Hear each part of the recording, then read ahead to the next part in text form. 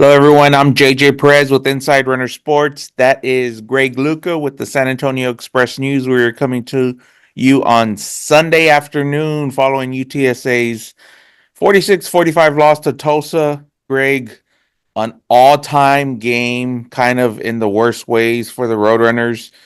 UTSA surrenders a 35-7 halftime lead. I don't even know where to start with this one. Maybe, I guess, in that second half. And that was my first question to head coach Jeff Traylor after the game. I'll ask it to you here first. What happened in that second half? Yeah, I wish it was a really easy answer. It was obviously to blow a lead of that magnitude to be up 28 points at halftime and have it unfold the way it did. A lot of things have to go wrong, and I think a lot of things did go wrong. But what was interesting about it was the sum of a lot of stuff that we've seen go wrong that put UTSA to this poor start to the season to begin with, where penalties continued to rack up. What did they finish with? Was it 12 for 129 or something like that? And then, yeah, that's correct. And we saw the defense gave up a big play, and we saw there was some questionable decisions in terms of how they played defense on the last couple of drives. I thought there was an inability to get the run game going to close out the game on offense. There were a couple dropped passes down the stretch. I know a lot of people have questions about the offensive play calling. We can get into that a little bit, but I didn't feel that as much, but that's at least out there as a possible explanation that continues to be something that people are harping on this year. And at the end of the day, it all amounted to this comeback for Tulsa. So I don't think it's as easy as there was just one thing you can pinpoint. But is there anything that stood out to you?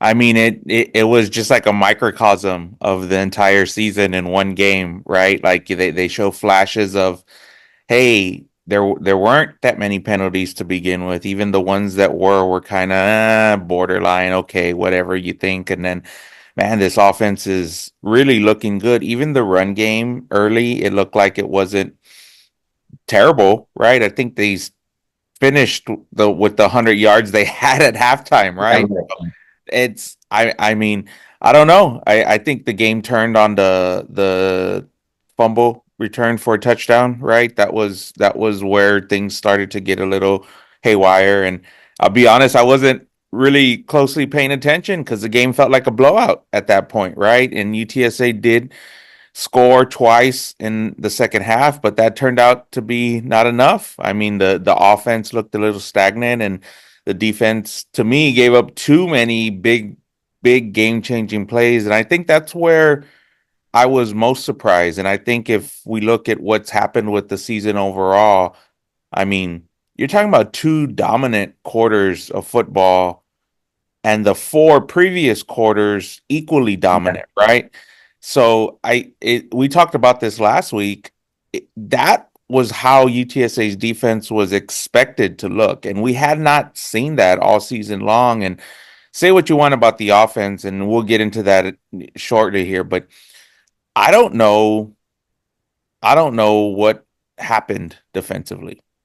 Well, let's just go through it, I guess. I have a lot of notes that I took. I rewatched the game in the hotel before I flew back this morning, so because I wanted to have some better idea, because it all happened so fast. I felt like I didn't have a great grasp of it. So it starts with the play where there's the strip sack of Owen and it Yep. gets returned to the touchdown. And it was actually really interesting because live, I think it was pretty obvious that all the offensive linemen cut blocked, which indicates that Owen needs to get the ball out quicker. But Quick. when I watched it a second time, it was actually pretty interesting that Robert Henry came back to the huddle limping and then was getting into formation kind of limping and hobbled. And I think you see Owen talk to him, and I don't know if Owen was hesitant to throw to Robert Henry because it seemed like he was a little banged up, but the action to the right was like a swing pass, kind of a screen set up for Robert Henry. And so if Owen was hesitant to throw that because he thought Robert Henry was banged up, then he looked to his left where the other play was Willie McCoy going one-on-one, and I don't think he got a clean release, and so suddenly Owen's holding the ball longer than he thought, and then it leads to that fumble and their touchdown return, which gets Tulsa going. Then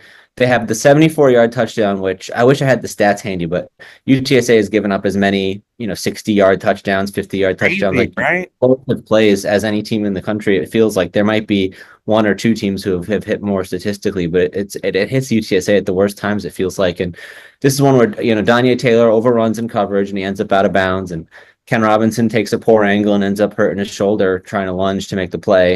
It was the shoulder that was injured already, so you're probably kind of just on a clock with that. Those things tend to not heal up overnight. And Davin Martin got blocked back to San Antonio, just was not a factor in the play. So then they give up the 74-yard touchdown. And I think where it really gets interesting is those final two scoring drives for Tulsa, because I, we'll talk about the injuries, and they obviously were a factor. So Denver Harris gets hurt at some point during those drives. Zay Frazier gets hurt earlier in the game.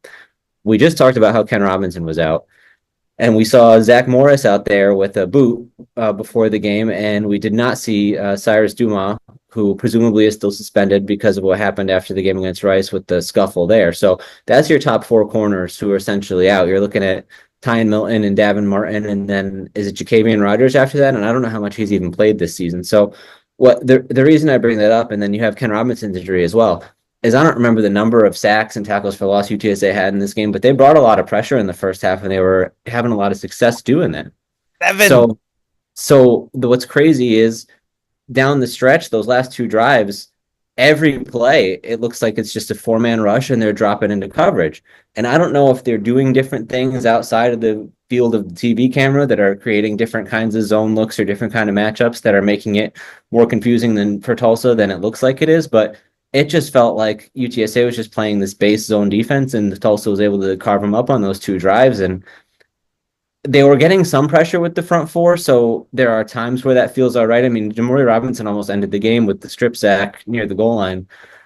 But at the same time, how do you feel like you should trust your coverage players who are not your usual starters? You're that deep, and rather than bringing some heat and trying to heat him up and trying to get the ball out of his hands that way. So I think that's looking at a lot of the different scoring plays that led to Tulsa's comeback. And then there was the other drive where Danya Taylor gets the late hit on the sliding quarterback. And I think in the moment you didn't feel like that was the right call, but like when I saw it instantly, my reaction was they're going to throw the flag. And then I think when you watch it back, there is a level of him like continuing to engage in the process of hitting him after the slide has already been committed or where he's going down. And so I think that's probably a pretty obvious call that they'll throw every time. And it just it hurt. It extended the sequence and allowed Tulsa to score on that drive. Yeah, I think that call specifically, when I went back and looked, I showed you it seemed like he slid late, like Danye was already committed, but you're right, at the end of it, he kind of laid into him. To me, I mean, we just look at that last drive, 98 yards in a minute, and they almost were off the field, right? But they just couldn't get off one more time. And it's so strange because they were so good at getting off the field previously. So it had, I mean, in my mind, it had to be a combination of the injuries, the play calling, and I mean, you lose an all-time, absolutely. I mean, I think it's the biggest comeback in Tulsa history, right? The biggest comeback in college football this season. And just, I don't know where the Roadrunners go from here, Greg.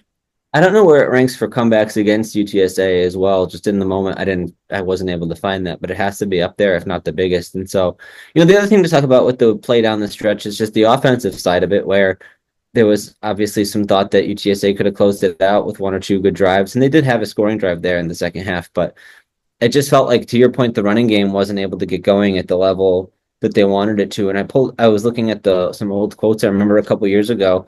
Jeff Traylor, you always used to say something about you need to be able to run the ball when everybody in the building knows that you're going to run the ball.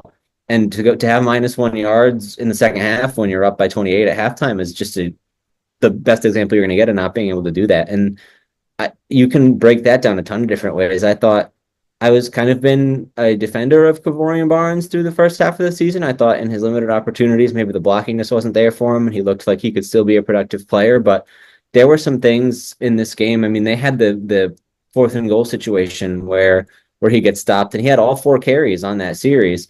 And I thought now I'm going to get it mixed up, but there was two plays where it seemed like, just to me watching on the TV, that he had a lane and he didn't take it. Like there was something that was there for him. And there were two other plays where the offensive line got blown up and he had very little opportunity to make anything happen. But it seems like neither end of that is holding up their part of the bargain. And the run blocking in particular, all season, it's just been, I mean, unimpressive would be the nicest thing I could say about it. It feels like you get one or two plays a game where it looks exactly like you think it's supposed to look, where the guy pulls through the hole and he knocks somebody out of the way and they create a running lane.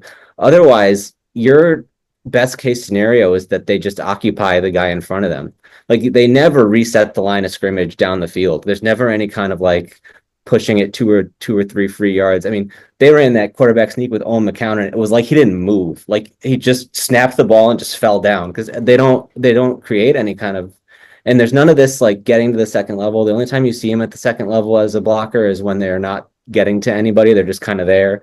And I don't know. I think a lot of the running game stems from their inability to do that, which is surprising because pass protection is not necessarily consistent. There are plenty of times where they lose there too, but there are also stretches where it feels like they can give Owen the opportunity to make the throws he needs to make. And you see through the school record passing total today and hit some deep shots and had time to do what he needed to do. So it's weird because there are times where this unit feels competent as pass protectors, but the run blocking just not hasn't been there to my eye.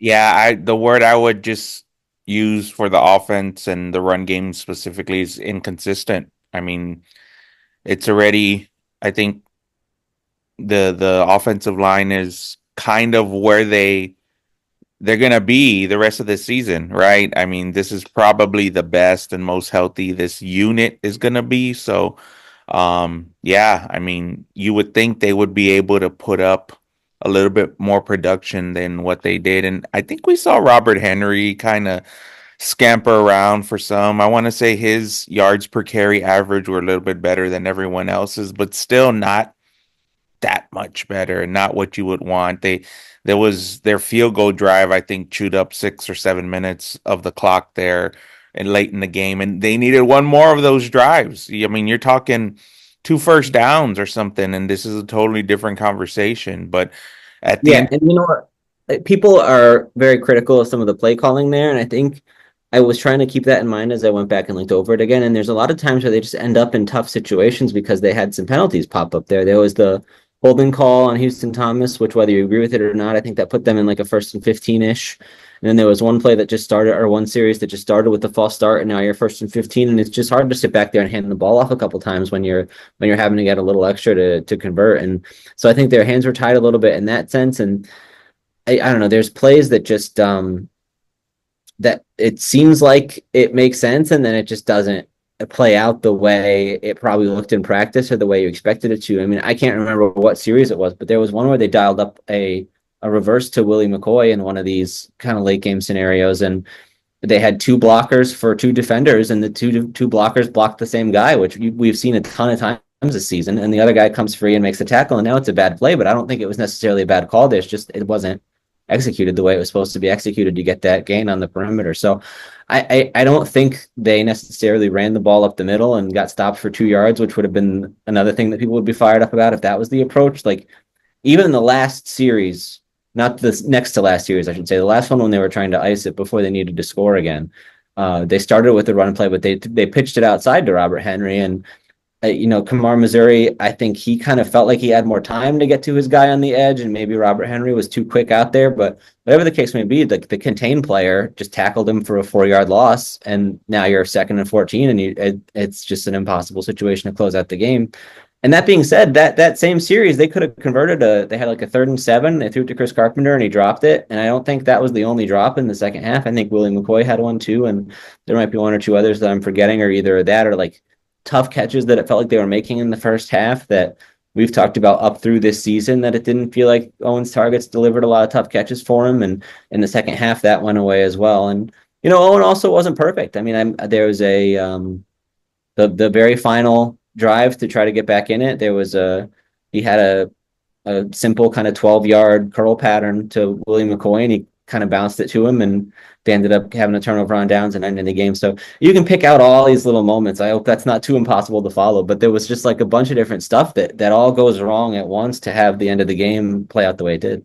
yeah, it's strange because just taking a step back and thinking about it overall, you would think 45 points is enough points to win, a football game, right? You would think nearly 550 yards and nearly 450 yards of passing offense is enough, but they needed just a little bit more down the stretch, right? And there was one point in the game where I turned and I was like, are they going to win this thing after they blew this thing? And you said, of course they are. This is what the Roadrunners have done. And I think that's where it's different, right? This is what the Yeah. runners have done before this year, right? Before this year, they would drive down that final play with the minute, that final drive with the minute left and make the plays. Owen, in my mind, was fantastic against Yeah. Tulsa. Like, I mean, 4 touchdowns. I think he has 16 on the season, and he's gonna crush Frank Harris's stats from last year. And everybody is comparing Owen McCown to prime Frank Harris. And last year, Frank Harris wasn't even prime Frank Harris. So, but there were several plays down the stretch you mentioned that he missed. He mentioned it, Yeah. and those are the things just we haven't seen at UTSA until before this season. So it's man, it's rough. It's just the way the all of these road losses, 0-5 on the road have been about as bad of an ending as you can imagine, I think. Yeah, I'm glad you mentioned some of the close game stuff. I ended up kind of focusing on that in my story yesterday because how often had we talked about, I have the stats here from 21, 22, and 23 seasons, that 3 year window. They were 13-4 in games decided by 8 points or less, and they were 21-9 in games that at some point during the fourth quarter were within one score. And this year, I believe they're 0-2 in games decided by 8 or less, and they're 2-3 in those close fourth quarter games. And there was always an argument that that's just going to catch up with you at some point, but for whatever the reason, it just feels like that same kind of magic is not there. And I spent a lot of time in the glory years trying to figure out how they were getting that to happen, and eventually I just gave into the idea that there was something about this culture and the way the team is structured and all that allows them to thrive under these pressure scenarios. But I think eventually it does. It seems like it is just kind of evening out. I don't know if there's something missing from this team. We've talked about like the leadership component maybe isn't there, but that would be a whole other can of worms to open right now, and I'm just not sure that we can say anything about that with certainty. But I think if anything, Owen McCown is the bright spot that I would look at for UTSA, not just in this game but going forward. I think they have something real with him if they're able to, presumably able to retain him. I know the connections with the Trailer family run pretty deep. You would think that that's probably enough to keep him here for a while if he's having a good experience aside from. But if the season kind of spirals in a certain way, or if too many guys are dropping passes, I would, you just never know how these things work out in this current day and age. And but there were even times where he was dealt a really hard hand, not just this season but in this game. I mean, we didn't even talk about when we're talking about all the little miscues down the stretch. There was the play where he was trying to change the call on third down and the ball got snapped when nobody was ready. And he Yeah. made just an unbelievable play. Like before Houston Thomas had even started his route, like much less like got into the point where he's going to make a cut. Owen has to get the ball out there because the rushers are coming free because the offensive line didn't start playing. And he just makes the perfect throw to get them in this fourth and manageable, which brings us to, if we want to talk about the coaching part of it more specifically, there was stuff even through the best years here that I think Jeff Traylor wasn't awesome at. And it ended up being a thing where I would ask about it in the pressers on Monday, and I would get the reputation as the guy who like harps on the little things that didn't matter when they won the game. But it's stuff that like this where you call timeout on 4th and 3 because you sent the field goal unit out and then you decided you want to go for it. And later on, you probably wish you had that timeout. And then I think they came out in like the hands team unit. And I don't know if it was necessarily that they wanted to get out of that because it looked like East Carolina was going to kick off, but there was some confusion about who should be on the field. There might have been 12 guys. I'm not 100% sure, but Injury, and there was 2 players with the same number or something. something like that because yeah, there was oh, so it would have been one of those like jersey violations. Yeah. Oh, yeah. Well, you understand with the amount of injuries and how guys have moved around, how that sort of thing could happen. So that makes sense. Point. 2 timeouts on special teams in this. Right. Yeah. And so it's like there's little stuff like that that you can certainly complain about. And if you don't like the direction, I know earlier I was critical of the defensive play calling down the stretch, and I would stand by that. The offensive play calling, I think, maybe had their hands tied a little bit, or at least kind of tried to do stuff where I don't think it was predictable. I don't think the patterns were like it wasn't like every first down is a run and it fails, and every second down is a pass. Like they mixed it up pretty well, I thought, and sort of gave themselves a chance to close out the game on offense if they were able to execute. And even within that, had the one good drive where they were able to burn the 6 minutes and get the field goal. So yeah, it's so many different pieces, and I hope we've covered a good amount of them. But there's just you could just keep going and going of all the stuff that leads to something so kind of monumental. One thing I will say about coaching, so in the Rice game on the defensive play calling where they gave up a last second touchdown to lose the game, I think it's fair to make the argument that that defensive play calling was too aggressive. Yeah, that's I feel bad because I'm now saying the opposite. Absolutely, but it's different scenarios. Yes, and now today it's a fair argument to say that the defensive play calling was not aggressive enough. So those are the things, right? Obviously, the second half, Tulsa did something. I mean, this is not a great offense to begin with, right? They were platooning the quarterback. Did I have that right? I don't even know what they were Yeah, I doing. didn't I didn't do the best job of scouting, but it seemed like this was a team that you could see any number of three quarterbacks for Right. any length of time. And certainly Luca got it going, and they just kind of rode that for most of this game, or at least the part of the second half where they made a lot of their move. So certainly some of that criticism I think is fair. I mean, it's fair to question the results, right? But man, it just seems like most of these things are, I mean, you mentioned it, failed execution or missed assignments or mistakes, penalties. I don't even know. I mean, I believe this was the same officiating crew from the East Carolina game. I don't know if that means anything. I would guess a handful of these play call penalties were 50-50. Not that that matters, but Well, so some of them, it's just hard to make excuses. Like, how do you get called for kick catch interference 3 times in 2 weeks? Like that if and that it's the guy is whoever is called for those penalties is out there on the field making the play to get called for the penalty. But at a certain point, if you're not going to point to coaching for penalties like that, then who are you going to point to? And the personal fouls, the one on Cam Cooper in particular on the kickoff is actually really tough. If you watch the replay, there Tulsa's number 9 runs down on kick coverage and just shoves a UTSA guy from behind while the play's already dead. And Cooper is just kind of there looking at it because that's how they were aligned. And number 9 runs over to him like he's going to hit him too. And Cooper gives him like a very light kind of shoulder check, and the kid flopped. Like it was an incredible job by number 9 to draw a penalty on this completely dead play. A lot of credit to him, but at that point, like you kind of have to be perfect if you're UTSA because you know that this has been an issue, and the situation with the Cyrus Simon, I didn't see it because there was so much unfolding in that moment. But certainly he's out there without his helmet on, just kind of yelling. I mean, that seems like a pretty big discipline issue. And certainly it didn't hurt them as much as it could have because they ended up, they just kicked the ball through the end zone anyway, like they probably would have regardless. But imagine if somehow that drive for UTSA to win the game started inside the 10 or something because the infraction on the kickoff allowed them to move the ball. And we talked about Danye Taylor's, that one's kind of inexcusable. And then just a couple. Oh, Jamoy Robinson got one too. I don't know.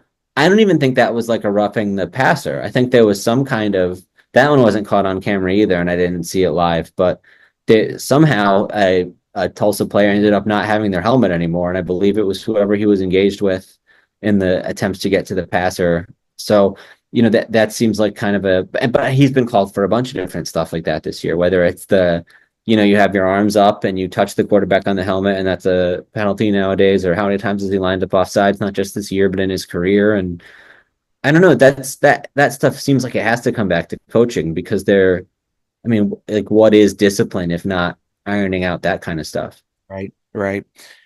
Well, Greg, the Roadrunners are now 0-5 this season on the road and looking up at from the bottom of the standings in the AAC. And what are the what's the good news coming out of this one? Is there anything besides hope for the future? Because I mean, the sentiment among the Roadrunner fans is that this season is lost, and for me, I think you go through a swing where it's like, oh man, this team is look pretty good. They could play. They're good at home. They could play with anybody, and then they have a second half like that, and it's like they could also lose to anybody.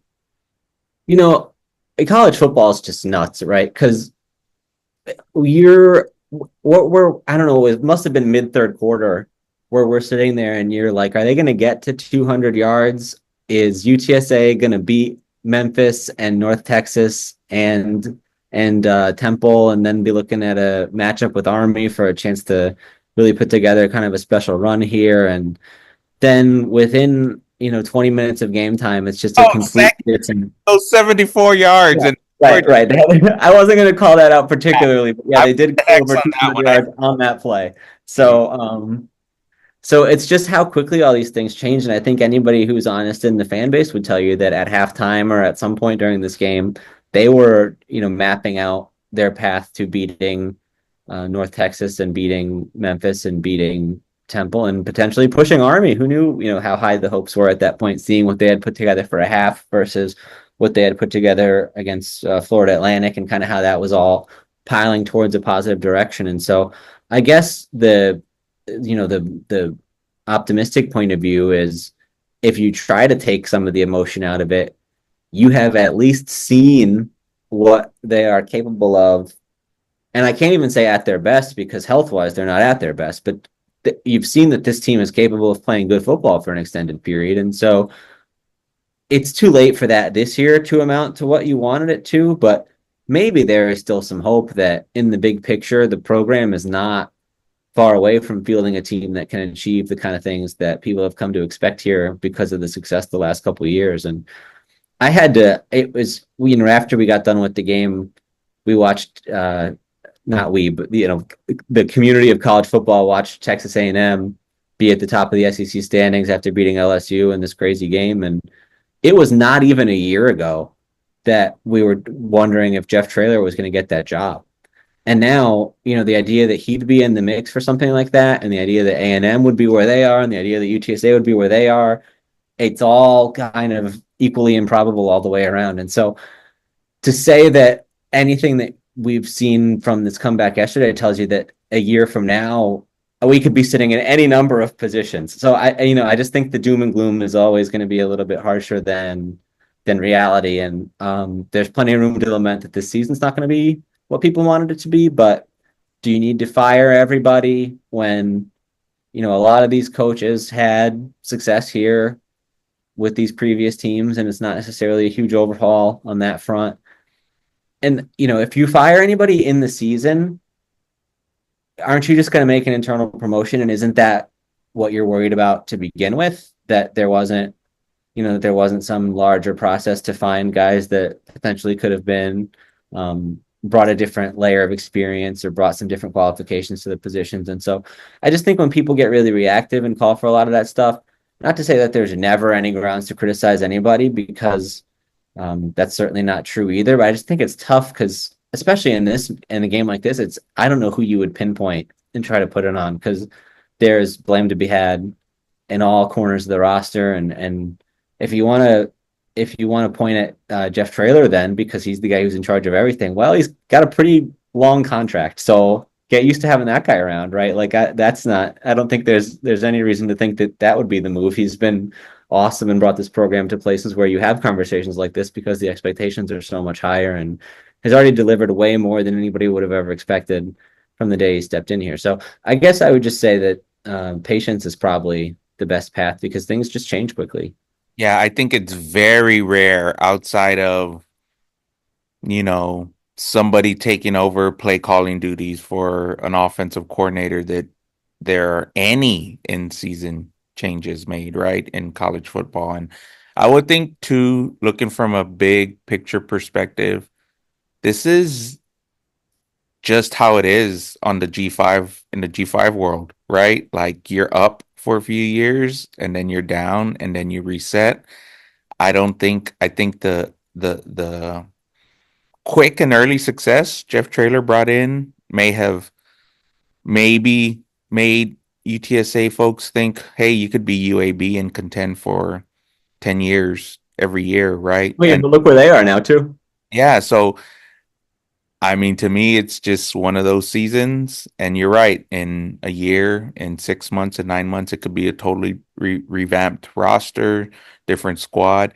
The thing is, nobody here in recent memory is used to this, right? Even Jeff Traylor isn't used to it. I don't think he's ever had a team this bad in his coaching career outside of the Texas and Arkansas years, right? So we'll see. We'll see how the Roadrunners respond. I would not be shocked if we saw a good game next week against. Yeah.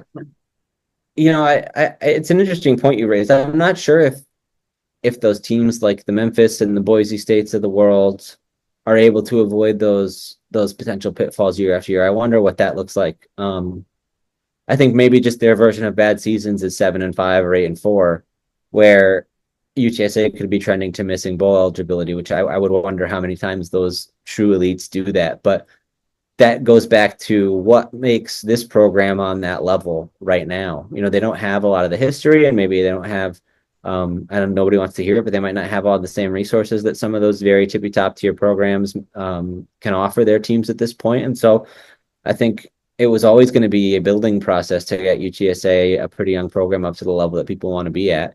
And they were way ahead of schedule. And then this is probably behind schedule. Obviously, it's not the kind of year you would expect, but I don't think it's unsalvageable, I guess. And it sort of just depends how everything plays out with the portal, who stays and who goes and who comes. And